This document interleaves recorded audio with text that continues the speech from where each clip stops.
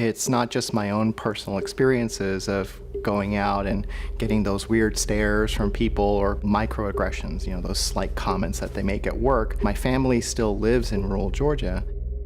I wonder about them now. Are they safe just going to the grocery store? Are they going to be safe going to the bank now? Are they going to experience some sort of acts of violence? And it's really hard to think about all of that. Now that I have your attention, I'd like you to know. I am a proud Asian American. I am not a virus. I am not a stereotype. And I am not a single word.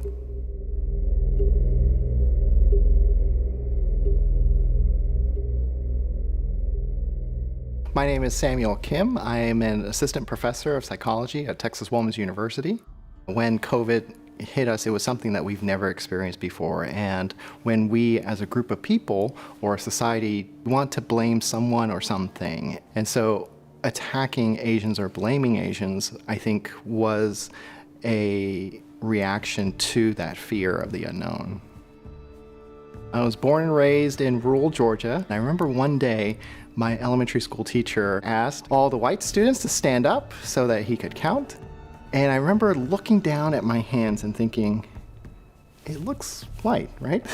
And he got to me in the counting and stopped and said, no, you're purple or something, sit down. And I remember in that moment, I really sat back and thought, oh my gosh, what am I? I've had colleagues who've asked me to come by their office to help them send an email. And I can't help but wonder, was I asked this because they thought I was good with computers or because they just assumed that all Asians are really good with computers? And so most of the experiences are like that, where I can't pinpoint and say, it's like, oh, because of my race, they treated me this way.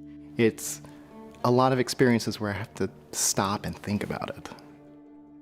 I think my experience as an Asian American is, some parts of it are not that different from what other minority ethnic groups in the US experience. You're seen as different, you look different, you're treated differently. One of the stereotypes that I grew up with is, oh, you're Asian, so you must be good at math. I was not good at math.